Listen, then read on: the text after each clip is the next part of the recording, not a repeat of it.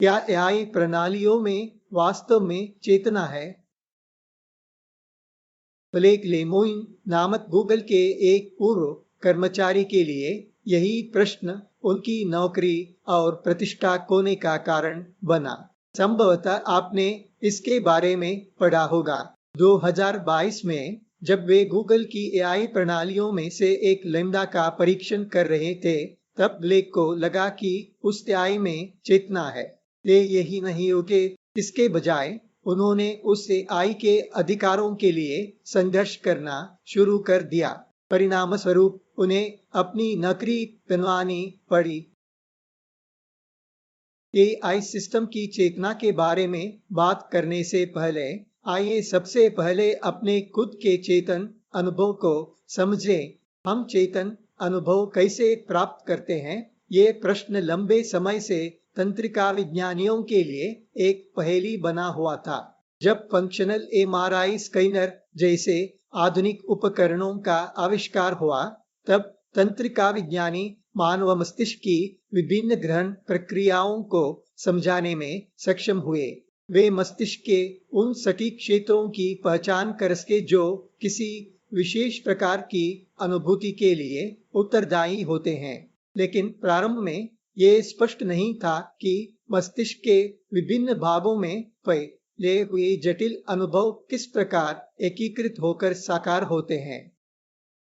उदाहरण के लिए, मान लीजिए कि आप एक वृक्ष को देखते हैं। आप तुरंत पहचान लेते हैं कि वो किसी विशेष प्रजाति का वृक्ष है। तंत्रिका विज्ञानी मस्तिष्क के उन विशिष्ट क्षेत्रों को इंगित कर सकते थे जो वृक्ष की पत्तियों, उसके फलों, उसके तने आदि की पहचान करते हैं। लेकिन आपका वास्तविक अनुभव मस्तिष्क के अनेक क्षेत्रों द्वारा संसाधित होता है। फिर भी मस्तिष्क में ऐसा कोई एक विशिष्ट क्षेत्र नहीं है जो वृक्ष की संपूर्ण छवि को एकत्रित करके आपको ये अनुभव कराए कि आहा, ये आम का पेड़ है। तंत्रिका विज्ञानियों ने इस समस्या को बाइंडिंग प्रॉब्लम कहा, अर्थात मस्तिष्क के विभिन्न भागों में बिखरी हुई सूचनाओं को एकीकृत करके उन्हें परस्पर जोड़ने की समस्या।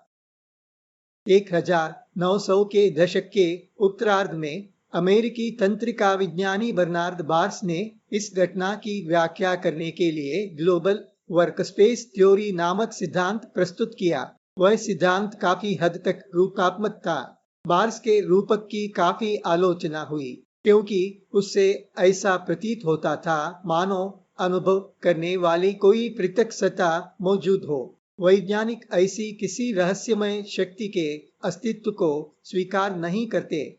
बाद में ग्लोबल न्यूरोनल वर्कस्पेस थ्योरी नामक संशोधित सिद्धांत सामने आया। आजकल इसे हमारी चेतन अनुभूतियों की एक व्याख्या के रूप में व्यापक रूप से स्वीकार किया जाता है। लेकिन ये व्याख्या डेविड चाल्मर्स जैसे संज्ञानात्मक दार्शनिकों को संतुष्ट नहीं कर सी। उनका कहना था कि तंत्रिका विज्ञानियों ने चेतना की केवल एक सरल समस्या का समाधान किया है। मानव अनुभव के अनेक रोचक पक्ष अब भी अनव्याख्यायित हैं। उन्होंने इन्हें चेतना की कठिन समस्या, हार्ड प्रॉब्लम ऑफ कॉन्शियसनेस कहा। यह बहस चलती रही। तंत्रिका विज्ञानी दावा करते रहे कि वे सब कुछ समझा सकते हैं, जबकि चाल्मर्स जैसे दार्शनिक ये चुनौती देते रहे कि उनकी व्याख्या अभी भी अपूर्ण है।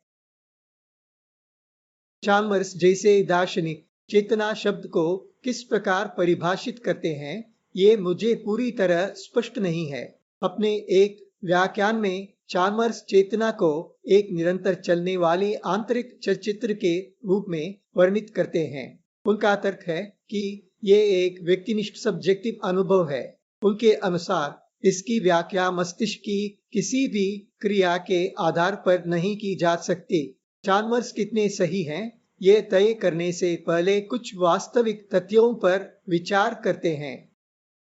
ग्लोबल न्यूरोनल वर्कस्पेस सिद्धांत ये समझाने में सक्षम है कि मस्तिष्क अपने भीतर वितरित सूचनाओं को कैसे एकीकृत करता है। इसलिए ये कहा जा सकता है कि मस्तिष्क कम से कम चेतन अनुभव के किसी न किसी रूप को ग्रहण करने की क्षमता रखता है। मस्तिष्क के कुछ क्षेत्रों में इलेक्ट्रोड प्रत्यारोपित करके और उन्हें विद्युत चुंबकीय रूप से उत्तेजित करके विशिष्ट अनुभव उत्पन्न किए जा सकते हैं। कुछ मादक पदार्थों का सेवन करने से भी व्यक्ति विभिन्न प्रकार के अनुभव प्राप्त कर सकता है। इन सब के पीछे कार्यरत मस्तिष्कीय प्रक्रियाओं को काफी अच्छी तरह समझ लिया गया है। इसका अर्थ है कि मस्तिष्क चेतना का एक वाहन बन सकता है। कुछ शोधकर्ताओं ने पाया है कि गहन विश्वास किसी भी बाहरी वस्तु पर निर्भर हुए बिना मस्तिष्क में विशिष्ट अनुभव उत्पन्न कर सकता है। दक्षिण भारत के कुछ मंदिरों में श्रद्धालु अपनी जीभ में छेद करवाते हैं। वे अपनी पीठ में गहराई तक घुसे हुए हुक के माध्यम से स्वयं को खंभों से लटका लेते हैं। फिर भी वे किसी पीड़ा की अनुभूति के बिना आध्यात्मिक अनुभव में डूबे रहते हैं। पाया गया है कि ऐसे अवसरों पर मस्तिष्क अफीम जैसे रसायनों का उत्पादन करता है। इसका अर्थ है कि मस्तिष्क अनुभवों को हमारी अपेक्षा से कहीं अधिक गहराई से परिवर्तित कर सकता है। उसी मस्तिष्क को जब सामान्य बेहोशी जनरल एनेस्थीसिया दी जाती है, तब व्यक्ति किसी भी प्रकार का अनुभव करने में पूर्णतः असमर्थ हो जाता है। इसका अर्थ है कि चेतन अनुभव में मस्तिष्क की केंद्रीय भूमिका है। यदि मस्तिष्क सक्रिय नहीं है, तो व्यक्ति किसी भी प्रकार का अनुभव नहीं कर सकता, चाहे वो व्यक्तिनिष्ठ हो या किसी अन्य प्रकार का। इन सभी अवलोकनों का अर्थ यह है, बाहरी इनपुटों को एकीकृत करके चेतन अनुभव प्रदान करने की क्षमता मस्तिष्क में है और इसकी कार्य प्रणाली को अब काफी अच्छी तरह समझ लिया गया है। जब कोई संवेदी इनपुट बिल्कुल भी उपस्थित नहीं होता, तब भी बाहरी पदार्थों या विधियों की सहायता से मस्तिष्क अनुभव उत्पन्न कर सकता है। बाहरी अथवा आंतरिक इनपुटों से परे मस्तिष्क अपनी स्वयं की अवस्था के आधार पर अनुभवों को परिवर्तित भी कर सकता है। कार्यशील मस्तिष्क के बिना चेतना उत्पन्न नहीं हो सकती। क्या ये कहने के लिए इतना पर्याप्त नहीं है कि जिसे व्यक्तिनिष्ठ अनुभव कहा जाता है वो मस्तिष्क में ही घटित होता है? लेकिन चार्ल्स इससे सहमत नहीं है। वे दृढ़ता से मानते हैं कि ये व्याख्याएं केवल ये बताती हैं कि मस्तिष्क कैसे कार्य करता है, लेकिन वे व्यक्तिनिष्ठ अनुभव की व्याख्या करने में विफल रहती हैं। वे मस्तिष्क से परे किसी रहस्यमय स्पष्टीकरण की खोज में हैं। यदि चार्ल्स अपनी खोज का दायरा थोड़ा बढ़ाकर ध्यान के अनुभव पर भी चर्चा करें, तो संभवतः मैं उनसे सहमत होऊंगा। जब कोई व्यक्ति मन की सीमाओं का अतिक्रमण कर जाता है अथवा जब मन पूर्णतः शांत हो जाता है, तब ध्यान के सर्वोच्च अनुभव घटित होते हैं। उस समय मस्तिष्क लगभग निष्क्रिय होता है। इसलिए ये कहना भी कठिन है कि ऐसे अनुभव मस्तिष्क के भीतर घटित होते हैं। रोचक बात यह है कि वहां भी व्यक्तिनिष्ठ अनुभव की बात करने का कोई अवसर नहीं रहता, क्योंकि वो अवस्था व्यक्तिनिष्ठता से परे होती है। मैं चेतना को एक तंत्रिका विज्ञानी के दृष्टिकोण से देखता हूँ। मेरा मानना है कि चेतना रखने के लिए किसी प्रणाली में कम से कम अपनी मानसिक अवस्थाओं को परिवर्तित करने की क्षमता होनी चाहिए। केवल आंतरिक अवस्था को बदलने की क्षमता पर्याप्त नहीं है। किसी प्रणाली को सचमुच चेतन कहलाने के लिए उसमें अनेक अन्य क्षमताएं भी होनी चाहिए। तब मूल प्रश्न पर आते हैं, क्या एआई प्रणालियों में ये क्षमताएं हैं? सार्वजनिक रूप से उपलब्ध वर्तमान एआई संस्करणों में निश्चित रूप से नहीं। वे बुद्धिमत्ता का आभास दे सकते हैं, लेकिन उनमें ऐसी कोई आंतरिक अवस्थाएं नहीं होती जिन्हें इनपुट के अनुसार निरंतर बदला या अद्यतन किया जा सके।